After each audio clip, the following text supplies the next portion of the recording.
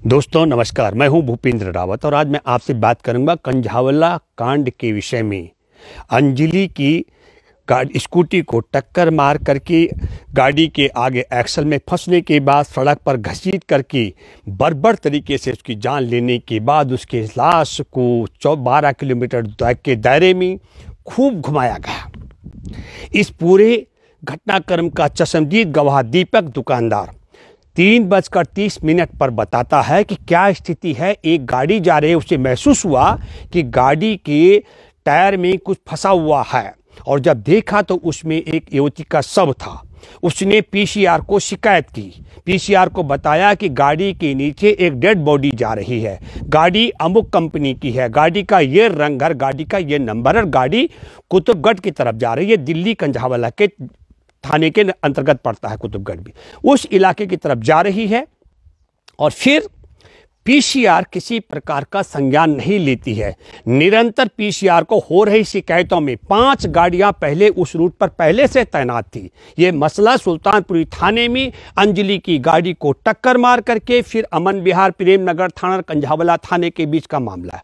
4 और पीसीआर की गाड़ियां वहां पर भेजी गई तो 9 पीसीआर की गाड़ियों के पास ये सूचना रही और उन 9 की 9 पीसीआर की गाड़ियों को अंजलि के स्कूटी पर टक्कर मारने वाली, उसको जिंदा अपने गाड़ी में घसीटकर बर्बर तरीके से उसकी हत्या करने वाली और फिर उसको यू टर्न करके घुमाते फिराते हुए उसके शव को जौती गांव कंझावला थाने के अंतर्गत पटक करके वापस आने वाली गाड़ी कहीं नजर नहीं आई। पुलिस पिकेट नजर नहीं आई, पुलिस पिकेट पर भी गाड़ी किसी पुलिसकर्मी को नजर नहीं आई। यह जांच का विषय था। जांच का असली विषय है कि क्या कारण है कि पीसीआर की 9 गाड़ियों को अंजलि की स्कूटी पर टक्कर मारने, उसको अपनी गाड़ी पे जिंदा आगे जब वो फंस गई थी एक्सल में, उसको जिंदा घसीट करके बर्बर तरीके से मार डालने और उसकी लाश को जौती गांव में छोड़कर वापस आने वाली गाड़ी नहीं थी। कि जांच का विषय ये था। जांच का विषय ये था, लेकिन जांच क्या हुई? पहले ही दिन हरेंद्र सिंह डीसीपी बयान देते हैं। आप देखिए कि जिसने पहली बार अंजलि का शव गाड़ी में फंसा हुआ देखा, दीपक दुकानदार ने।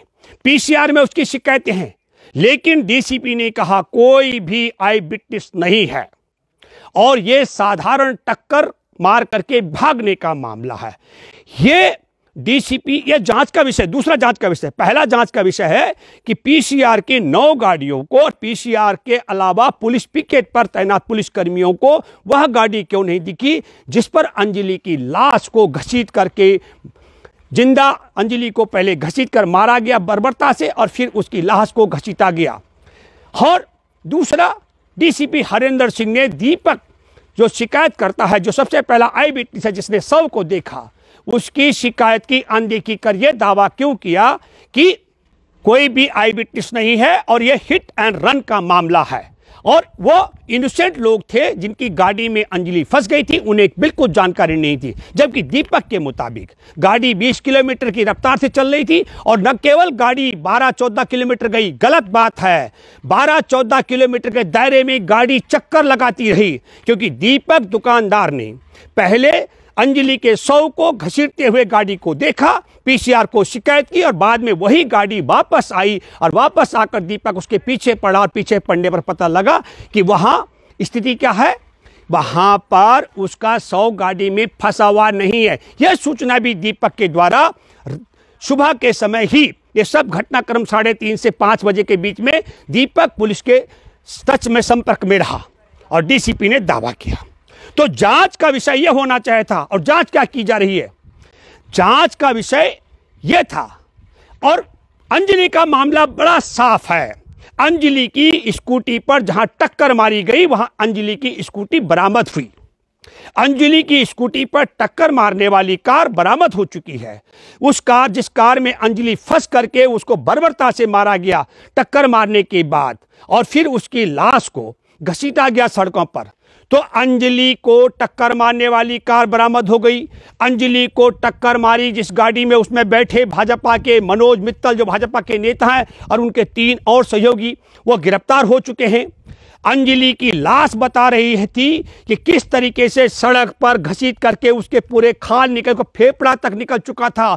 उसकी शरीर में 40 बड़े चोट निशान थे, जिनमें से 20 से 25 चोट सिर्फ सड़क पर घसीटने के कारण लगी। और सड़क जो लहूलुहान थी अंजलि की खून से, वह सड़क बता रही है। और जहां अंजलि का शव मिला वह सब बता रहा है। इस पूरे घटनाक्रम में आई विटनेस दीपक बता रहा है। तो अब आप बताइए, क्योंकि जांच ये नहीं हुई, अब जांच क्या हो रही, हम बहुत जांच कर रहे हैं। स्कूटी पर टक्कर मारने से पहले वह लड़की एक होटल में रुकी हुई थी, वो होटल में अपनी सहेली से लड़ रही थी। तो क्या दिल्ली पुलिस यह कहना चाहती है कि भाजपा नेता मनोज मित्तल जिस गाड़ी में बैठे हो उसको यह स्वतंत्रता है? यदि कोई सहेली, एक लड़की अपनी सहेली के साथ झगड़ा कर रही हो तो उसके स्कूटी को टक्कर मार के उसको गाड़ी पर जिंदा घसीट कर उसको सड़क पर मार डाले, उसकी लाश को छोड़ करके वापस भाग जाए? क्या पुलिस जो आई विटनेस है निधि, उस निधि ने कहा कि वहां शराब के नशे में थी? तो क्या अगर अंजलि शराब के नशे में थी तो यह छूट मिलती है कि भाजपा नेता मनोज मित्तल जिस गाड़ी में बैठा हो उस गाड़ी को उतारता है, स्वतंत्रता है उसकी, वो दारू पी हुई अंजलि को टक्कर मार करके और बर्बर तरीके से उसकी हत्या कर डाले? क्या अंजलि के पक्ष में उस आई विटनेस जो घटनाक्रम हुआ जहां पर टक्कर मारी गई, निधि ने जो बयान दिया, यह निधि का बयान है, लेकिन निधि ने दूसरा बयान भी दिया कि किस तरीके से पूरा घटनाक्रम हुआ था। तो निधि पर भी आरोप लगाया जा रहा है कि निधि गांजा के मामले में गिरफ्तार हुई। तो क्या गांजा के मसले पर गिरफ्तार होने वाले को आई विटनेस गवाही देने का हक नहीं है? मैं यह इसलिए कहना चाह रहा हूं कि इसको पीपली लाइव की तरह मीडिया बना रहा है। इसमें जांच का विषय है कि डीसीपी दिनेश हरेंद्र सिंह ने झूठ क्यों बोला, पीसीआर ने अपने दायित्व का निर्वाह क्यों नहीं किया, और इस सारे मसले पर जानबूझ करके, ताकि देश और दुनिया का उस 20 वर्षीय बच्ची जिसका पिता नहीं है, जो अपने परिवार का पालन पोषण कर रही है, जिसकी मां की दोनों किडनियां खराब हो चुकी है, जिसके छोटे भाई बहनों को पालन पोषण कर रही है, उसके प्रति देश की 140 करोड़ आबादी में से जिनके पास ये सूचना पहुंची, उनकी संपत्ति को कम करने के लिए फिर कहा जा रहा है। वह पहले आरोप लगाया गया कि शराब के नशे में थी। उनके पारिवारिक मित्र डॉक्टर हैं भूपेंद्र सिंह, उन्होंने बताया, भूपेंद्र जी ने, कि उसके देह में जो पोस्टमार्टम रिपोर्ट में अल्कोहल नहीं पाया गया। फिर कहा जा रहा है कि पंजाबी बाग के इलाके में अंजलि की 6 महीने पहले सड़क दुर्घटना हुई थी, उसमें वो मरते मरते बची। तो 6 महीने पहले जिसकी स्कूटी डिवाइडर से टकरा गई हो, क्या ऐसी लड़की को स्कूटी चलाने पर भाजपा नेता मनोज मित्तल उसके साथी इसलिए टक्कर मार देंगे कि पंजाबी बाग के दुर्घटना में वो बच गई थी? तो मैं ये सवाल इसलिए कर रहा हूं, जांच बड़ी साफ है, जानबूझ करके इसको पीपली लाइव बनाया जा रहा है। घटनाक्रम बड़ा साफ है कि स्कूटी पर टक्कर मारी गई, टक्कर मारने वाली गाड़ी बरामद हो गई, उसमें बैठे भाजपा के नेता मनोज मित्तल और उनके 3 और सहयोगी गिरफ्तार हो चुके हैं। सड़कें बता रही हैं खून से लबालब, जो पूरे उसका देह, अंजलि की देह से निकला हुआ खून जो सड़क पर घसीट करके गिरा हुआ था, वो अवशेष बता रहे हैं, और जहां अंजलि का शव मिला है। इसलिए मैं ये मानता हूं कि वह कौन ताकत है जिसके आदेश पर, जिसके इशारे पर मनोज मित्तल भाजपा नेता को, जिसने स्कूटी, जिस गाड़ी में बैठा था, उस गाड़ी ने स्कूटी पर टक्कर मारी। टक्कर मारने के बाद गाड़ी में जिंदी फंसी रही अंजलि, वह चीखती चिल्लाती रही, उसको बचाने की बजाय उसकी बर्बर तरीके से घसीट करके हत्या कर दी गई, और उसके शव को ठिकाने लगाने के 2 घंटे तक गाड़ी टहलती रही।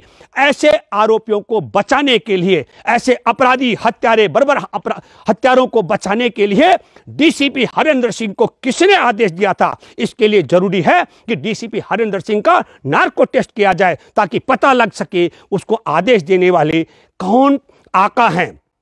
वह नरेंद्र मोदी हैं, अमित शाह है, या कोई आम जन है, या दूसरे कौन नेता है, इसका खुलासा होना चाहिए। मैं दूसरा जिक्र करना चाहता हूं, निधि का नार्को टेस्ट होना चाहिए। पोस्टमार्टम की रिपोर्ट के मुताबिक डॉक्टर भूपेंद्र बोल चुके हैं कि उसको अल्कोहल नहीं उसके देह में था। ऐसी स्थिति में निधि का पोस्टमार्टम नार्को टेस्ट इसलिए होना चाहिए ताकि पता लग सके निधि ने इतना बड़ा झूठा आरोप किसके कारण लगाया।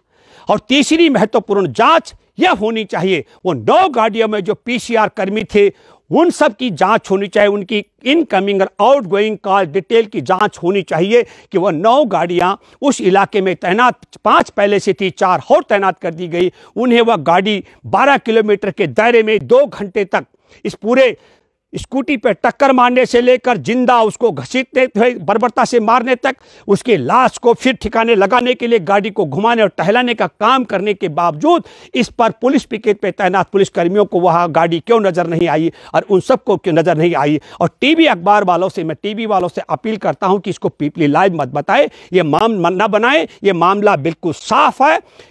और कहा जा रहा है कि साहब उसकी नीयत क्या थी, हत्या करने का मोटिव क्या था, बहुत साफ है।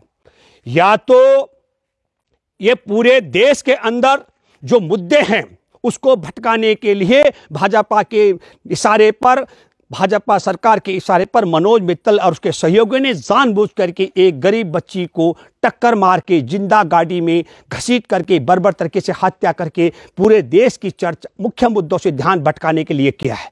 और दूसरा, मैं ये मानता हूं कि जब टक्कर हुई तो टक्कर के बाद जब वो लड़की फंस गई तो सड़क दुर्घटना के मामले से बचने के लिए जानबूझकर योजनाबद्ध तरीके से, ताकि गवाही ना उसके खिलाफ पड़ सके, इसीलिए अंजलि की हत्या उस गाड़ी में बैठे लोगों ने की, घसीट घसीट कर बर्बर तरीके से, जिसमें भाजपा के नेता मनोज मित्तल बैठे हुए थे।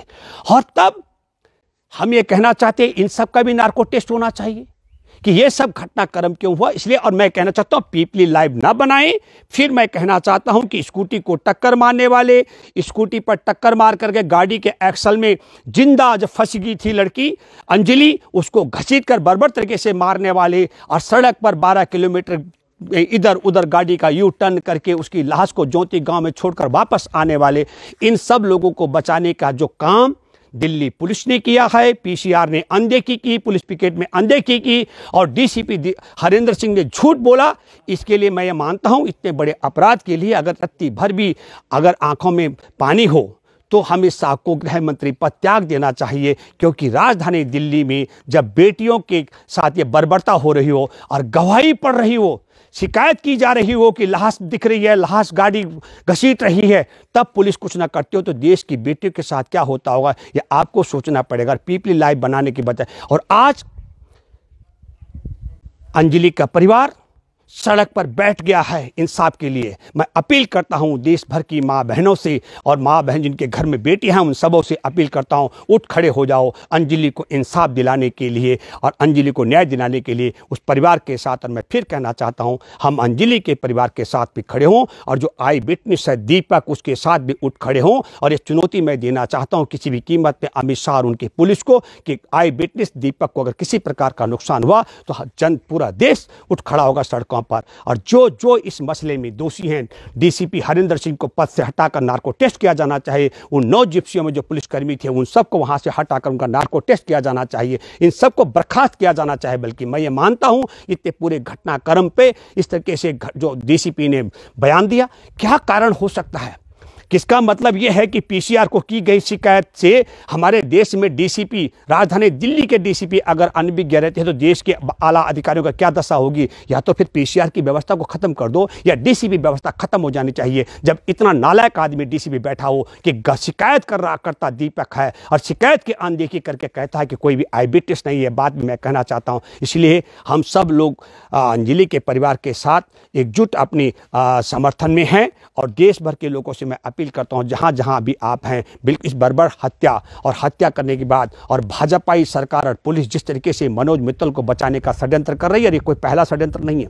इससे पहले का मैं जिक्र करूं, ये डीसीपी हरिंदर ने कहा। इससे पहले आपको बताता हूं हाथरस की बेटी थी वाल्मीकि परिवार की, जिसकी कमर तोड़ी गई, जुबान काटी गई, गैंग रेप किया गया। तब पुलिस के एक आला अधिकारी ने कहा था कि किसी प्रकार का भी शारीरिक शोषण नहीं हुआ। आज वो अपराधी बलात्कार के आरोप में जेल के अंदर हैं। इससे पहले आपने देखा होगा संत चिन्मयानंद, बहुत बड़े नेता हैं भाजपा के, बलात्कार के मामले में नग्न होकर के, बल्कि वो नग्न होकर लड़कियों से मालिश कराते हुए देखे गए हैं। और फिर आपने कुलदीप सेंगर का मामला भी देखा है, आपने आसाराम के घटनाक्रम को भी नज़दीक से देखा। इसलिए मैं कहना चाहता हूं कि देश के अंदर आपने देखा है राजधानी दिल्ली में इस लड़की से पहले भी एक और थी किरण नेगी, जिस किरण नेगी के साथ गैंग रेप करने वाले, उसकी हत्या करने वाले, तेजाब से उसकी आंखें जला देने वाले, उन सबको भी सुप्रीम कोर्ट ने बरी किया है। और हमें यह भी देखना पड़ेगा कि इसी प्रकार का एक घटनाक्रम देश भर के तमाम लड़कियों को न्याय नहीं मिल पा रहा है, क्योंकि दुख और अफसोस की बात है कि देश की बेटियों के साथ बलात्कार और इस प्रकार के जघन्य करने वालों के पक्ष में भाजपा तो खड़ी रहती है, लेकिन भाजपा के पक्ष में वो लोग भी खड़े रहते हैं जिनके घर में माँ बहन और बेटियां हैं। वो दूसरे की बेटी और माँ बहन को अगर ये समझे कि अगर उनकी जगह हमारी माँ बहन हो, ये उदाहरण मैं आपको कहना चाहता हूँ संत आसाराम के मामले को लेकर। अपने ही आश्रम के विद्यालय में पढ़ने वाली जिस बेटी के साथ उसने बलात्कार किया है, आपको बता देना चाहता हूँ उस व्यक्ति ने, जिसकी वह बेटी है, उसने कर्ज लेकर के आसाराम का आश्रम खड़ा किया था। हमें यह भी याद रखना पड़ेगा, जो बेटी के बलात्कारियों के साथ खड़े हैं तो बेटी वाले और बहनों वालों को तो एक साथ उसके खिलाफ उठ खड़ा होना पड़ेगा और अंजलि को न्याय दिलाने के लिए सबको डटना पड़ेगा। धन्यवाद। जय हिंद, जय जवान, जय किसान। नेशनल दस्तक की आपसे गुजारिश है कि अगर इसको बचाना चाहते हैं तो नेशनल दस्तक को सब्सक्राइब करने के लिए रेड कलर के सब्सक्राइब बटन को दबाएं, फिर बेल आइकन की घंटी दबाएं। नेशनल दस्तक को बचाने के लिए बहुत जरूरी है कि हर खबर को शेयर करें, लाइक करें, कमेंट जरूर करें।